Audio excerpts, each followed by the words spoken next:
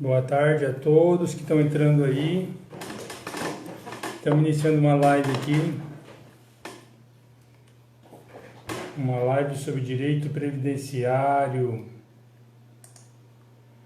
com a nossa amiga e professora Adriane Bramante de Castro Ladentim.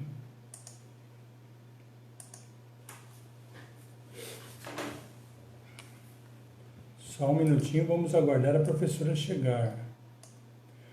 O tema hoje é um tema bastante interessante, né? Porém, vai falar sobre temas atuais do direito previdenciário. Que a gente sabe aí, né, que a nossa lei, a legislação da reforma previdenciária é recente, é deste ano, então temos bastante coisa, no final do ano passado, quer dizer. Então temos muitas coisas novas aí para serem entendidas ainda. E por isso nós convidamos a professora Adriane, que é uma das pessoas mais conhecidas e respeitadas hoje no mundo do direito previdenciário, para conversar um pouco conosco sobre essas mudanças. Então estamos aí aguardando sua chegada.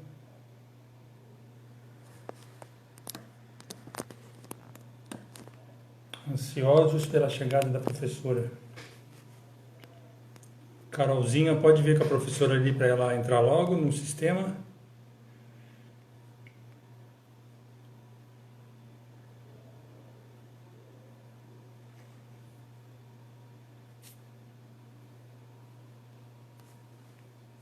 Vou fixar o tema aqui da nossa live.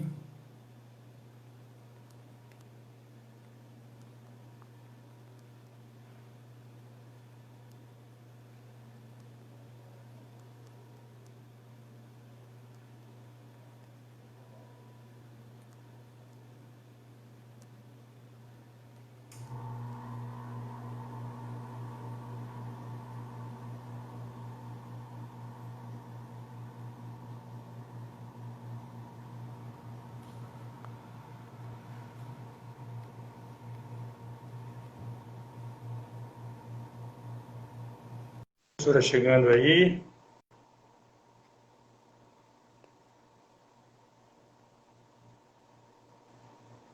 Olá. Tá, professora Adriane, tudo bem? Tá me ouvindo? Estou ouvindo.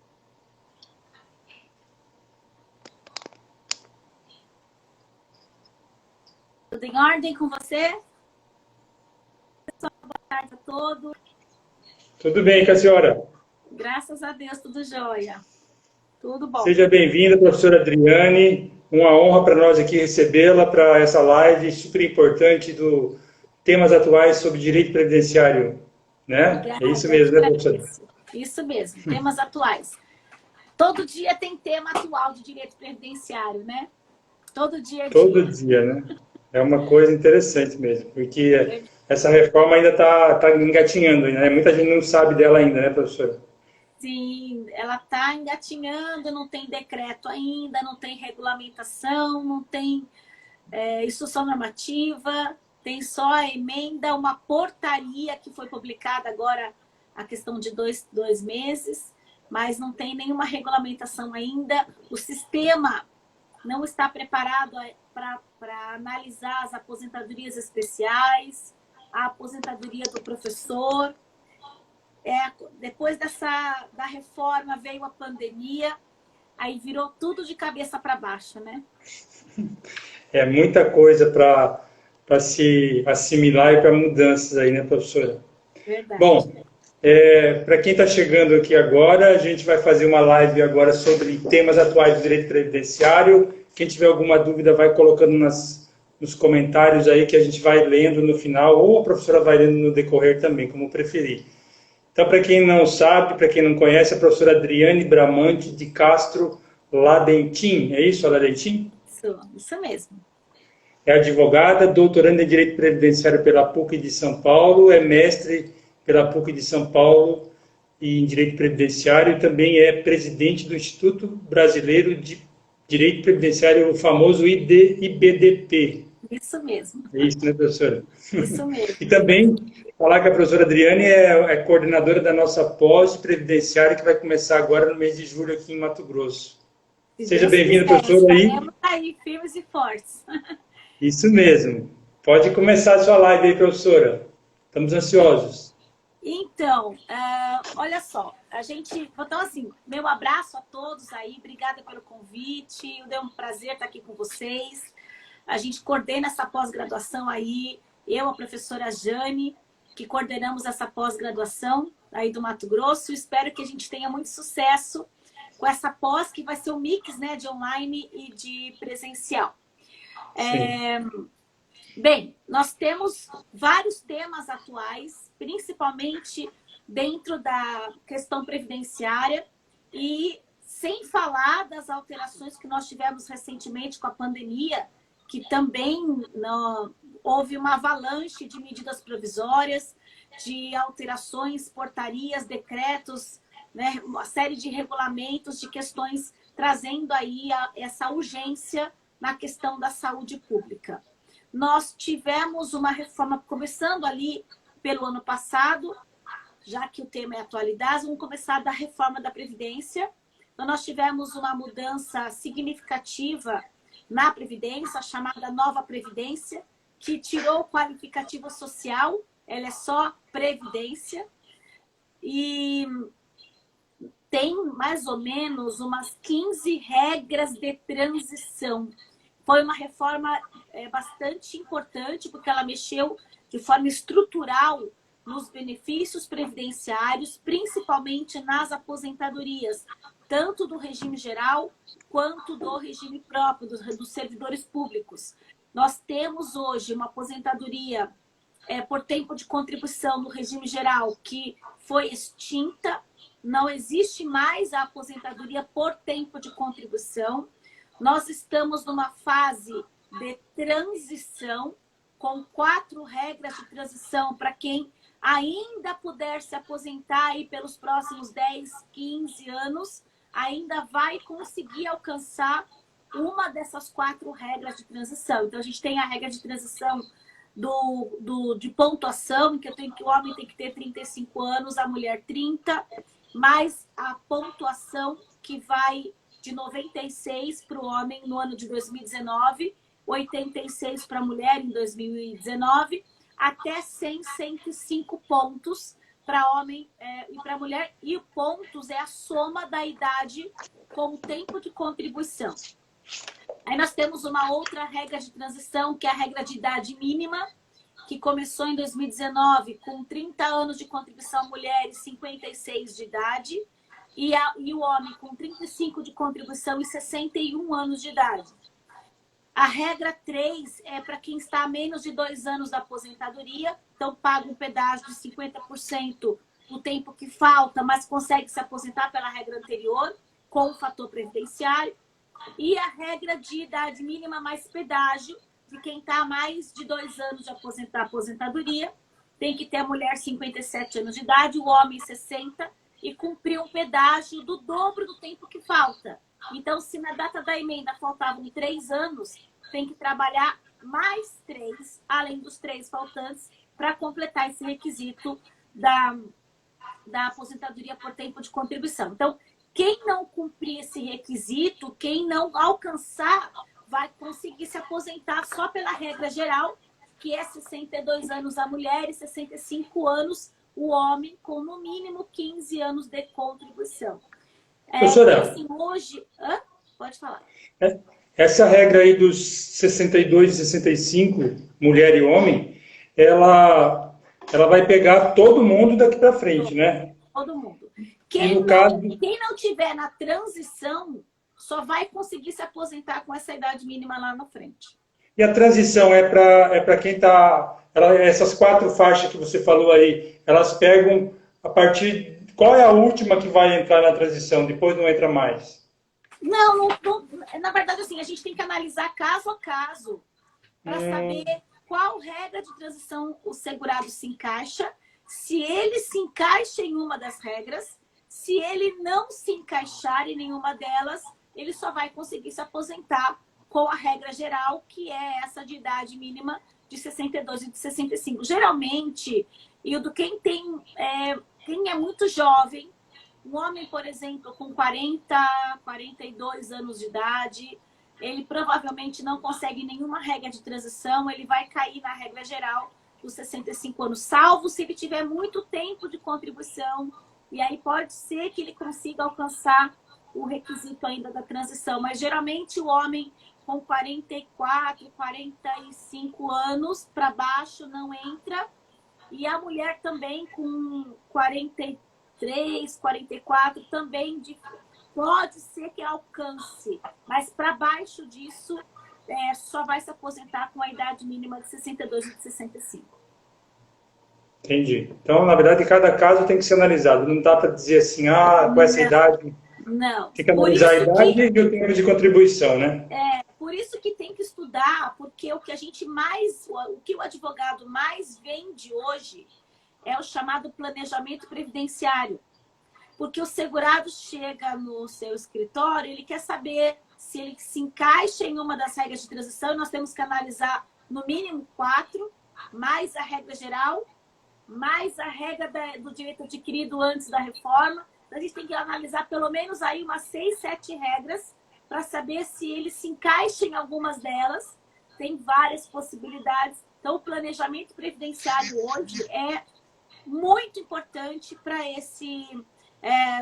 essa análise de forma panorâmica. Não adianta você estudar um benefício, porque eu tenho no meio desse caminho a aposentadoria especial, eu tenho a aposentadoria da pessoa com deficiência, eu tenho a aposentadoria por idade, então eu tenho outras ramificações que a gente precisa analisar qual é o melhor caminho, qual a melhor renda, se é melhor ele se aposentar agora ou esperar um pouquinho, daqui a 2, 3 anos ele pega uma renda mais vantajosa, com uma renda melhor. Então é preciso avaliar, porque assim, a previdência é uma coisa que a gente não sabe o futuro. Agora, menos ainda a gente sabe do futuro, né? Porque de repente pode virar tudo de ponta cabeça. Então é importante a gente ter esse panorama futuro previdenciário. O que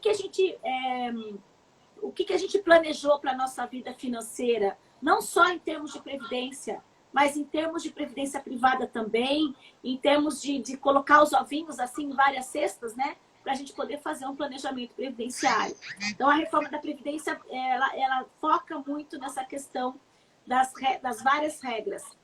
E aí nós temos pensão por morte, que também foi bastante afetada agora com a Covid-19, é uma questão bem atual, porque a reforma da Previdência trouxe, até 95, o direito previdenciário trazia uma regra para a aposentadoria acidentária diferente da aposentadoria previdenciária. Aquilo que era acidente ao trabalho era 100%, que não era acidentário tinha outro percentual. E aí, em 95, nós tivemos uma mudança de lei que colocou todo mundo junto e misturado no mesmo valor de renda acidentária previdenciária. A emenda 103, ela distancia de novo. Então, o benefício que é acidentário, ele passa a ser integral, e o benefício que é previdenciário passa a ser calculado de forma reduzida em relação ao acidente do trabalho. Então, nós estamos agora com uma série de inúmeras pessoas morrendo. A questão do acidente do trabalho, que o Covid agora influencia nessa questão, é acidente do trabalho ou não é acidente do trabalho, né? Então, tem toda essa questão para o advogado, principalmente para ele saber se ele tem direito de se aposentar ou não, se os dependentes terão direito de benefício acidentário ou não, depois da medida provisória 936, e nós tivemos decisão do Supremo Tribunal Federal sobre essa questão. Então, por exemplo, os profissionais da saúde que morrerem de Covid-19, mas não foram testados, e aí a certidão de óbito saiu com a causa mortes, síndrome aguda respiratória, mas não saiu com Covid. E aí o benefício não será de natureza acidentária. Os dependentes terão um benefício de pensão por morte diferente, acidentário, se for previdenciário, e aí cabe ação judicial. Então, assim, nós estamos vivendo um momento de muitas discussões, de muitas teses, de muita necessidade de estudo. Quem saiu, entrou na pandemia e falou assim, não, eu vou agora ficar em casa e quando isso tudo acabar eu me atualizo, ele já perdeu o time, porque nós tivemos aí pelo menos umas 80 mudanças de leis, decretos, portarias, medidas provisórias nesses últimos 3 meses. Como presidente do IBDP, nós montamos um vademécum só desses últimos 3 meses. Deu 285 páginas de mudanças só nesses 3 meses. Então, para você ter uma ideia da quantidade de questões que são todos os dias publicado, alterado, e muda prazo daqui, tira prazo dali, e benefício por incapacidade, que também tem muita discussão, porque os fóruns estão fechados. Há um provimento do CNJ que vai ficar fechado até 31 de dezembro de 2020. Como ficam as audiências, como ficam as perícias. Nós estamos fazendo agora aí uma teleperícia, teleaudiências. Então, a gente está vivendo um mundo completamente diferente, uma advocacia diferenciada, uma justiça diferenciada. E, assim, as pessoas, por exemplo, no direito previdenciário, o segurado precisa fazer perícia. Como é que ele vai receber um benefício por incapacidade sem perícia? E aí o INSS concede para ele um benefício de um salário mínimo. Hoje eu atendi um cliente com câncer de próstata e ele teve o benefício concedido e no meio da pandemia acabou o benefício dele, ele não conseguiu prorrogar e pediu o benefício de novo, conseguiu o benefício de um salário mínimo, só um mês, aí pediu de novo. Então, assim, tá muito confuso, muito complicado, e as pessoas estão bastante desamparadas, precisando aí de uma ajuda, de um auxílio realmente nessa questão previdenciária. Então, assim, é muita coisa para a gente estudar, é muita coisa para a gente pensar.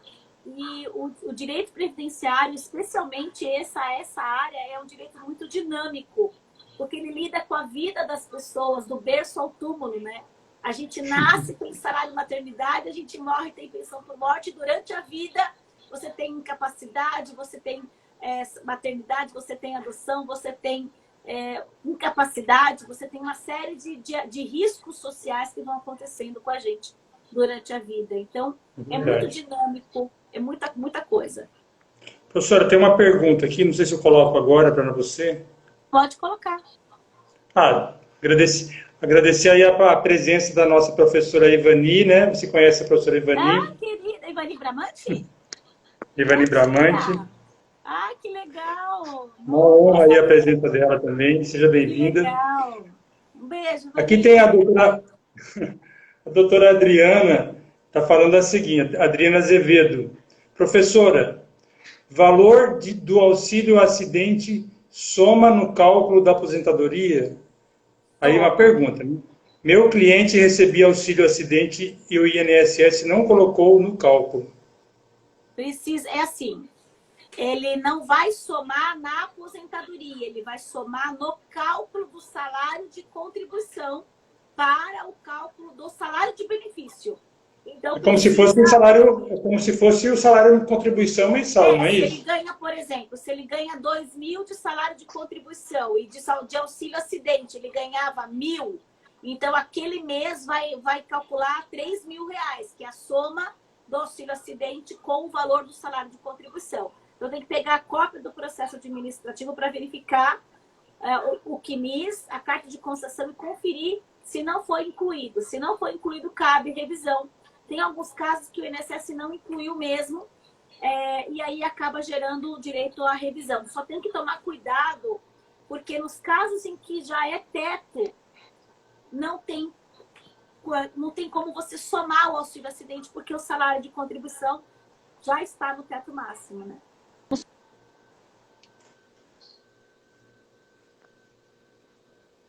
Sim. Teve uma moça que perguntou onde está o Vademecum, né?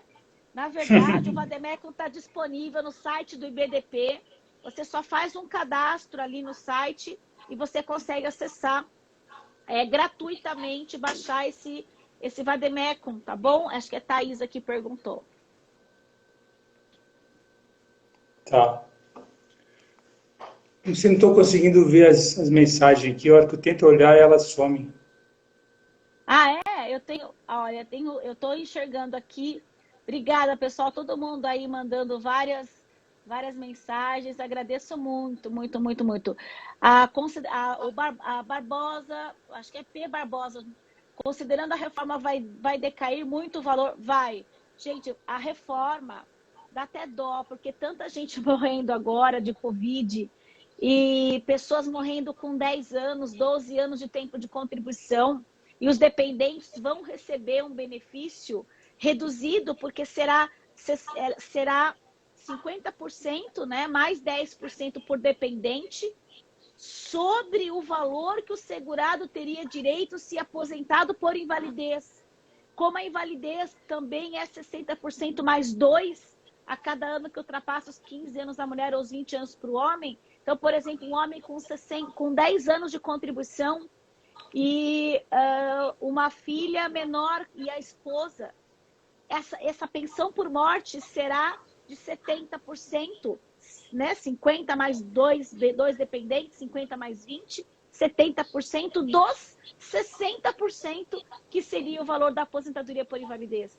Por isso a importância de você analisar se o benefício é acidentário ou não, porque se ele for acidentário, os 70% será em cima dos 100%, porque aí a aposentadoria por invalidez, se for acidentária, ela é 100%, né? E aí dá para discutir essa questão do nexo causal, principalmente desses casos aí de acidente do trabalho, de contaminação pelo Covid-19.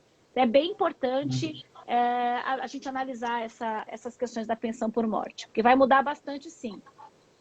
Aqui o doutor Barbosa está dizendo assim, ó, uma batalha diária em prol dos segurados, estamos sem respaldo no judiciário. Confere isso? Sim, sim, sim.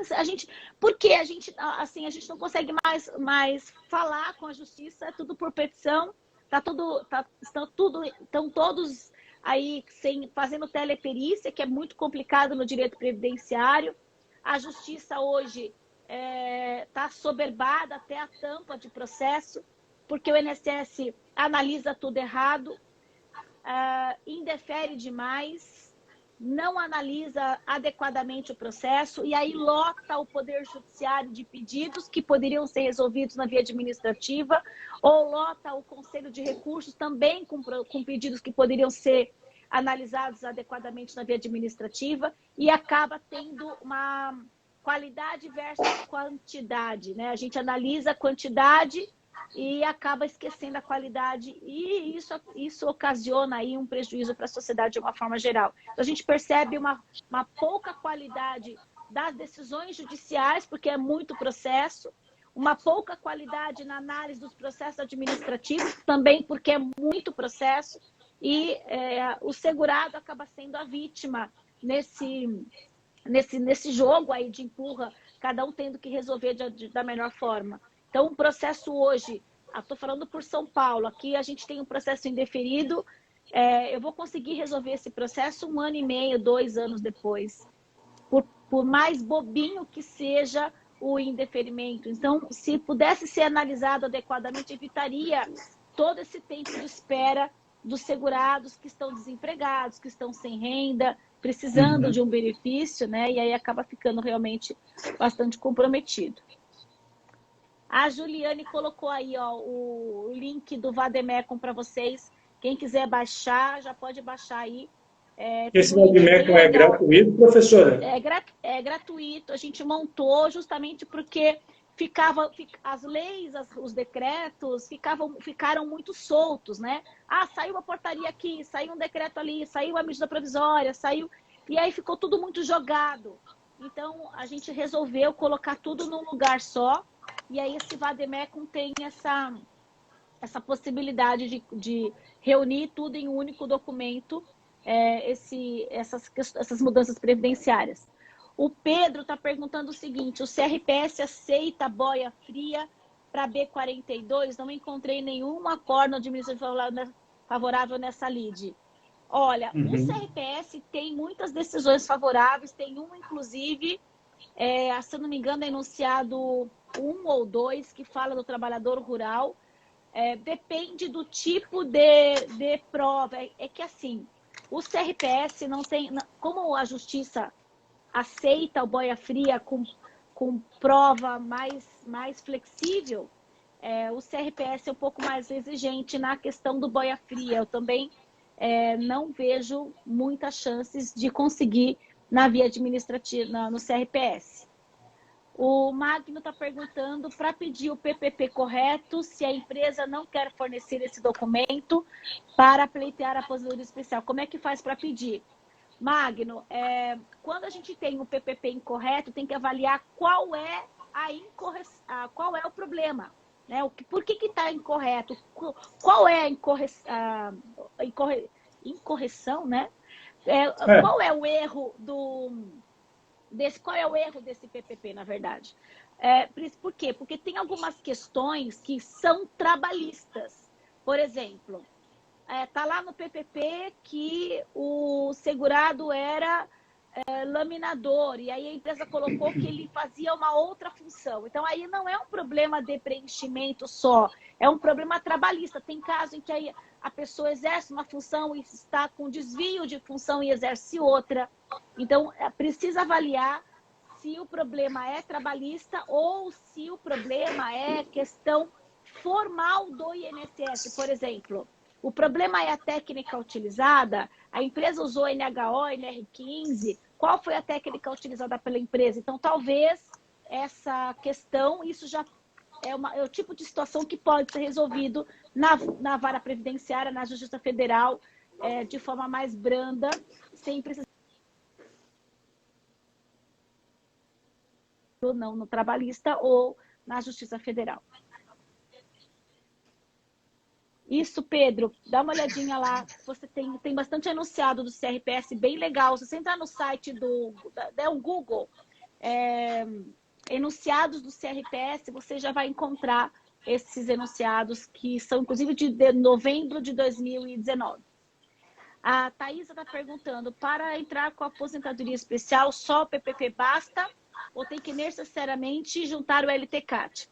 Oi, Leandro, um beijo grande para o Leandro Pereira, querido. Ele é nosso representante aí da OAB, está fazendo um trabalho maravilhoso no direito previdenciário desse Brasil todo. Obrigada, Lê, pela presença sua aqui na live. Então, assim, a Thaisa, na verdade, Thaisa, o PPP não precisa juntar o laudo. Todas as informações do laudo, elas são espelhadas no perfil profissiográfico previdenciário. Só quando há divergência dessas informações é que você precisa apresentar esse LTCAT. O INSS, geralmente, quando tem essa dúvida, quando tem divergência, ele mesmo faz a solicitação.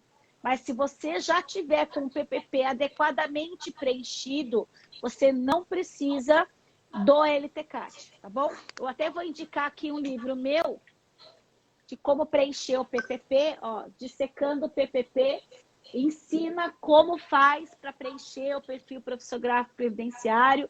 É um livro da editora Lujur, que está aí para ajudar justamente essa advocacia, porque é um documento extremamente técnico, extremamente complexo e acaba confundindo mesmo no caso do preenchimento. Posso perguntar aqui, Liz? Sim. O Adson está perguntando, o Adson, será que é meu aluninho lá da Bahia? Em tempo de pandemia, uma técnica de enfermagem, estando grávida, pode ser considerada público de risco? Sem dúvida que sim. Ela deveria estar afastada aí nesse caso, porque é grupo de risco, trabalha com a enfermagem, pode colocar o bebê. Aí risco, tem toda uma discussão sobre isso. Aí é mais trabalhista do que previdenciária, mas entendo que sim. O Pedro Maruca, um ex de suposto erro do PPP, funcionário alega que o ruído era alto, contudo o LTCAT consta ruído abaixo de 78 dB. Pedro, nesse caso, não dá para você entrar com uma ação previdenciária falando que o segurado disse que o ruído era alto. É muito pouco. Nesse caso, o ideal seria uma ação trabalhista para fazer a medição do nível de ruído na empresa e contestar essa informação do nível de ruído trazido aí no PPP. Não dá para você discutir isso na via previdenciária. Eu entendo que essa questão é uma questão realmente trabalhista, tá? O Magno está perguntando o seguinte: quando a empresa não coloca com mais detalhes na profissografia a atividade especial com seus riscos e prejuízos ao segurado, o que fazer? A profissografia, ela traz a descrição da atividade. Então, na descrição da atividade na profissografia, você vai encontrar a permanência ou não do segurado naquele risco. O ideal que eu recomendo é primeiro conversar com a empresa, marca uma reunião com a empresa, ver se pode fazer, agora com pandemia, né? Se pode fazer uma reunião online, se pode tirar algumas dúvidas, porque às vezes a empresa não faz de maldade, às vezes faz por falta de conhecimento. Então, conversa com a empresa para ver se a empresa pode preencher adequadamente esse documento.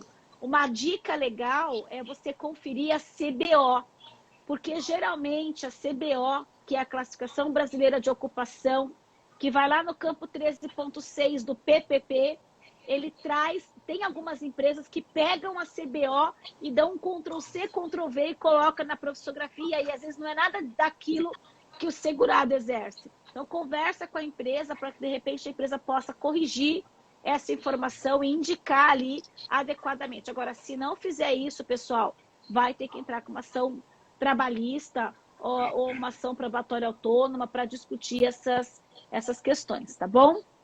Olha lá, a Margutti Adriaju. Que legal que você comprou o livro. Obrigada, viu? É você, Adson, que legal. Obrigada aí. O Adson é o meu aluninho lá de Salvador. Esse livro aí já é de que ano, professora? 2020. Esse 2020, olha, atualizadíssimo. Super atualizado. E eu lancei outro esse ano também. Deixa eu pegar aqui. É que a gente quase não encontra livros atualizados desse ano, né? Esse aqui também é atualizado. Esse é Aposentadoria Especial Teoria e Prática, da editora Juruá, também em 2020. E esse daqui também em 2020. Dissecando o PPP. Então, tá tudo atualizadinho. Parabéns, professor. Trabalhou muito esse ano, hein? Muito. E acabei de escrever minha tese de doutorado. Estou mandando para concluir esse ano, se Deus quiser. A pandemia me ajudou. Isso foi uma vantagem. É verdade. Professora, você percebe que são muitas dúvidas, né? Muitas. Muita novidade, o pessoal está perdido mesmo por conta de tudo, todas essas regulamentações aí, essas decisões. Então, a gente não tem ainda muita coisa, né? A gente não tem regulamentação da reforma, nós não temos sistema para aposentadoria especial, não tem sistema para aposentadoria do professor, não tem decreto. Nós tivemos aí várias alterações agora com a pandemia. Então, assim, está todo mundo perdido, porque mesmo a gente ainda está voltando e não voltando, a gente volta e para, é lockdown, tira, né, volta para trabalhar, então tá muito confuso realmente. A gente está. Essa regulamentação aí, você tem notícia se ela já está saindo, se não vai sair, se vai demorar? Como é que está isso? Não, segundo o governo, já era para ter saído lá a questão de 2, 3 meses, o decreto.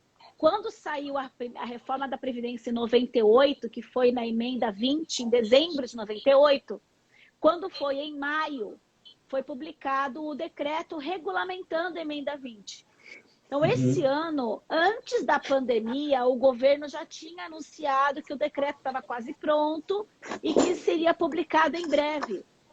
Mas depois que aconteceu essa virada aí de ponta cabeça da vida da gente, tudo acabou sendo adiado. Por isso, imagino eu, que esse decreto esteja demorando para ser regulamentado por conta de todas essas modificações que tiveram que ser realizadas a toque de caixa, de forma urgente. As agências do INSS fecharam, vão abrir agora dia 13 de julho.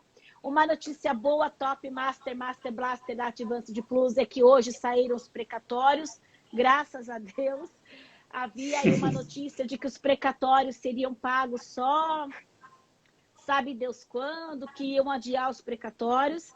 E hoje nós tivemos a grata notícia de saber que eles já foram depositados, hoje na Caixa Econômica e amanhã no Banco do Brasil. Então, isso para a advocacia previdenciária é uma excelente notícia, porque nós estávamos esperando esses precatórios e havia uma dúvida se esse ano poderiam ser pagos diante do desvio, não do desvio no mau sentido, mas da utilização do dinheiro para a saúde pública.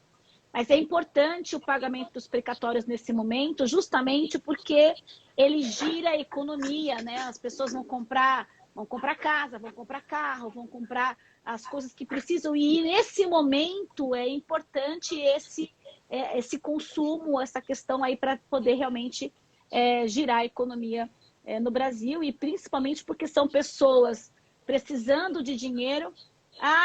O Adson, meu aluno da Tami lá. Adson, a Tami lá de Brasília, né, Adson? É isso mesmo, agora estou lembrando aqui. Mas assim, a gente precisa dessa movimentação justamente para trazer um acalento para esses segurados, porque a maioria dos precatórios são todas pessoas idosas, esperando o processo há 10 anos, 12 anos, então é bem legal. Imagina, Pedro, o Pedro está dizendo o seguinte: já até pedi para o empregador para autorizar a fazer um laudo particular, mas não deixou. Não pode, Pedro. Não pode fazer laudo particular. O laudo é a empresa que tem que fazer. Se você fizer laudo particular, vai perder dinheiro aí, não vai ajudar, porque o laudo particular não tem validade técnica nenhuma, tá bom? Deixa eu ver se tem umas perguntas aqui. Para comprar meu livro, vocês podem comprar pelo meu site, adrianebramante.com.br, para vocês fazerem uma... vocês compram e eu autografo, mando o livro autografado para vocês, tá bom? Olha! Se vocês quiserem. Vocês compram lá e eu mando para vocês autografarem. O Pedro está dizendo o seguinte: a demora do SEAB de encaminhar o recurso para o CRPS. Pedro, o que eu faço? Demorou 3, 4 meses, mandado de segurança por desídia. O processo é encaminhado. Assim, mesmo que demore, eu acabo entrando com mandado de segurança para tentar resolver essa questão da demora, tá? O Ariel, oi Ariel, tudo bem? Está perguntando: o motorista registrado em CTPS anterior a 90 é suficiente para comprovar atividade especial por categoria? Ariel, só a palavra motorista não. É motorista do quê? Motorista de carro, motorista de van, motorista de táxi, motorista... Eu preciso saber que tipo de veículo ele dirige. Eu preciso dessa informação complementar. Como o período é antes de 95, você consegue enquadrar por qualquer tipo de prova. Dá para você fazer até uma JA, uma justificação administrativa, juntar testemunha, foto dele com o carro, com o ônibus, se for um caminhão acima de 6 toneladas, e aí tem que ter prova de que ele dirigia caminhão acima de 6 toneladas ou ele era motorista de ônibus. Então, só a palavra motorista na carteira profissional não é suficiente para comprovar a categoria profissional nesse caso, tá bom? Os precatórios estaduais não saíram, tá? O que saiu hoje foram os precatórios federais de natureza alimentar, tá? É bom a gente esclarecer. Se há previsão para retorno das atividades judiciais presenciais. Não, eu li hoje se eu não me engano, é um provimento do CNJ dizendo que não vai haver atividade presencial nos fóruns até 31 de dezembro de 2020. Essa informação que nós tivemos. Não sei se realmente isso procede, se vindo uma vacina vai abrir, enfim. A gente não tem resposta disso por enquanto. A Lu Batista, se o empregador não fizer o laudo corretamente, aí cabe o processo contra ele, uma ação trabalhista. Ele pode responder, inclusive, criminalmente, porque o documento ele tem essa necessidade dele estar de acordo com o ambiente de trabalho, tem multa. Lá no artigo 283, existe uma multa pelo preenchimento errado, pela informação errada, pelo descumprimento de qualquer artigo da Lei 8.212 ou da 8.213 de 91. A multa hoje está em torno varia de 2.900 a 290 mil reais. O valor atualizado da multa está na portaria do Ministério da Economia, se eu não me engano, é a portaria 914 de 2020, tá bom?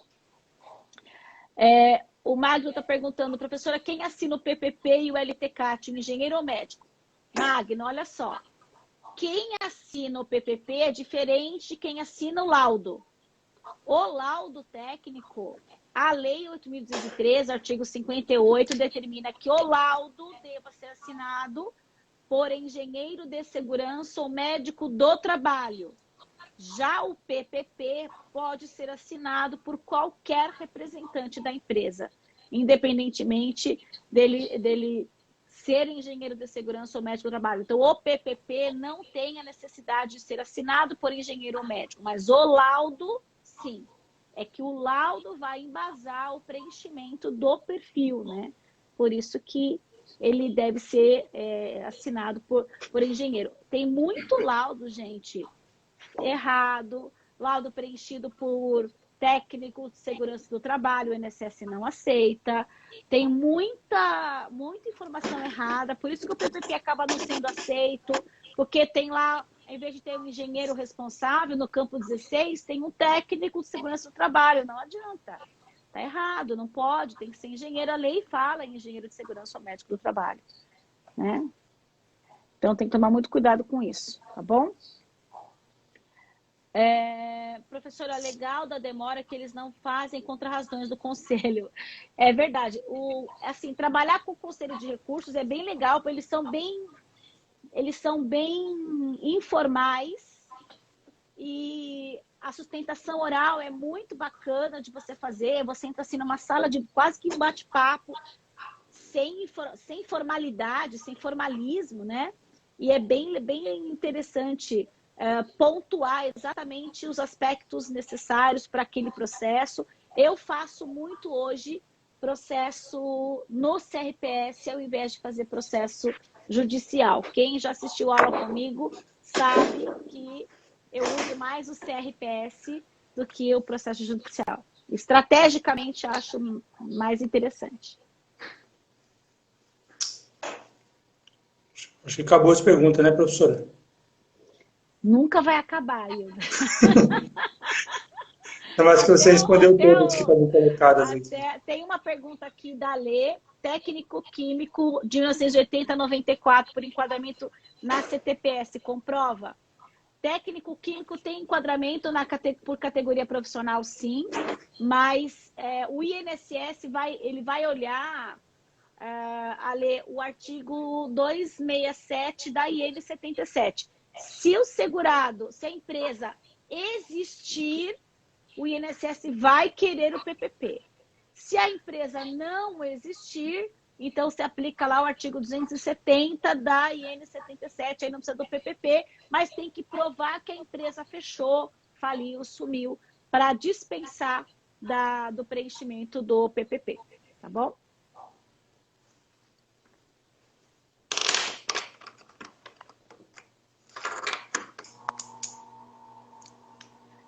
Deixa eu ver se tem mais alguma pergunta aqui para a gente não ficar sem nenhuma pergunta sem responder. Tem aqui o Pedro. Acabou. O Pedro colocou o APP.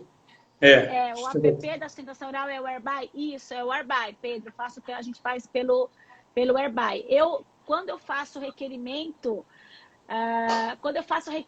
do recurso, eu já faço um pedido para que eu seja comunicada do dia e hora do julgamento, e eles mandam para mim uma semana antes, 10 dias antes, comunicando que foi agendado, que foi pautado aquele processo para julgamento, e a gente faz a sustentação oral via aplicativo, o Whereby. Então, assim, gente, vocês podem fazer de onde vocês estiverem.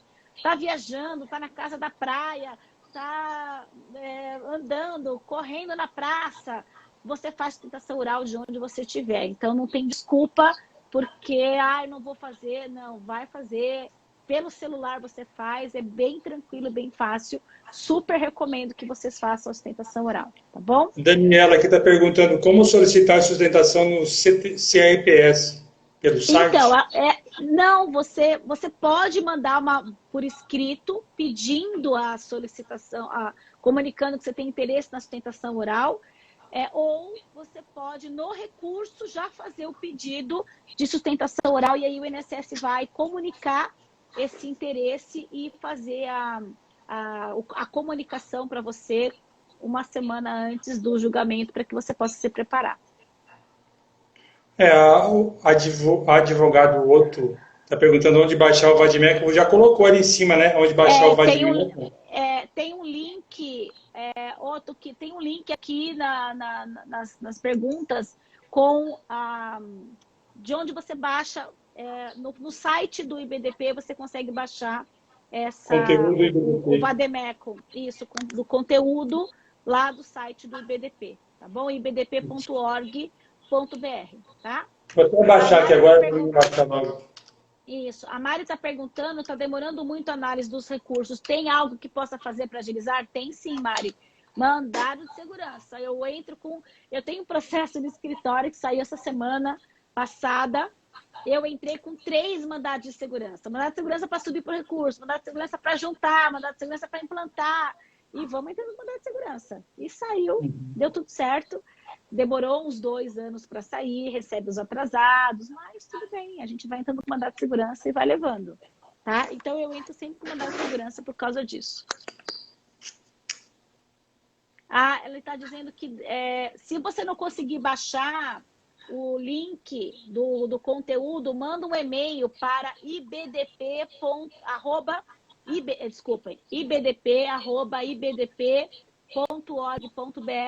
e aí você pede para eles mandarem para vocês, se vocês não tiverem conseguido baixar o Vademeco, tá bom?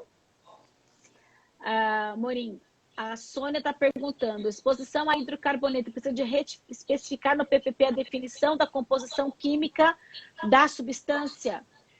Se é hidrocarboneto, é bom indicar sim qual é o hidrocarboneto, porque o hidrocarboneto, qual tipo de hidrocarboneto? A gente tem uma infinidade de hidrocarbonetos aromáticos, alifáticos, então ele a graxa, o óleo mineral, qual tipo de óleo, qual tipo de agente nocivo, qual tipo de agente químico cadastrado, inclusive no CAS, que é o órgão de cadastro dos agentes químicos. Talvez você pegue a FISPIC desse agente químico. Então, assim, tem várias possibilidades. O que o INSS não tem aceitado é o nome químico, o nome comercial do agente químico. Por exemplo, gasolina.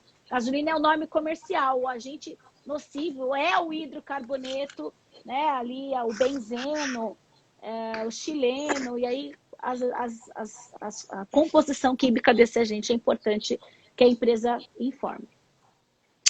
Professora,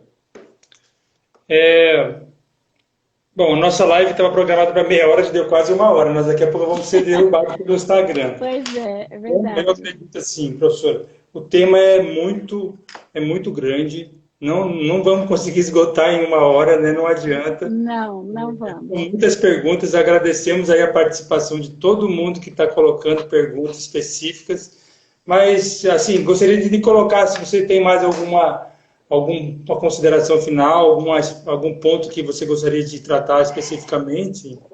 Na verdade, assim, o que eu queria dizer para vocês é que não existe milagre, existe estudo diário, existe todos os dias Quem escolheu fazer direito previdenciário, não pode largar os livros. Olha como é que está a minha mesa aqui de livros, para vocês terem uma ideia. Parece uma biblioteca. Isso aqui é na minha casa, fora no que eu tenho no meu escritório. Então, assim, a gente tem que ler muito, a gente sai tudo que a gente tem que se atualizar, tem que estudar, porque o cliente hoje, ele também está atualizado, ele antes de procurar você, ele já pesquisou na internet, ele já conferiu o seu nome, ele já conferiu aquelas informações, porque as informações básicas qualquer um tem, é só perguntar para o Google que o Google responde. Você tem que saber mais do que isso, você tem que surpreender com as suas informações. Então, o aprendizado hoje, na minha opinião, é o grande segredo que faz a diferença dessa advocacia. E nós devemos, para a sociedade, nós como advogados, devemos para a sociedade um serviço de excelência, porque quando a gente tem a concessão de um benefício, a gente não protege só um segurado, mas protege uma família. Então, é muito importante esse trabalho social que o direito previdenciário faz, não para uma pessoa, mas para toda a humanidade, né? Toda a sociedade. Então, muito obrigada a todos aí que mandaram as suas mensagens, os seus likezinhos, que eu amo de paixão.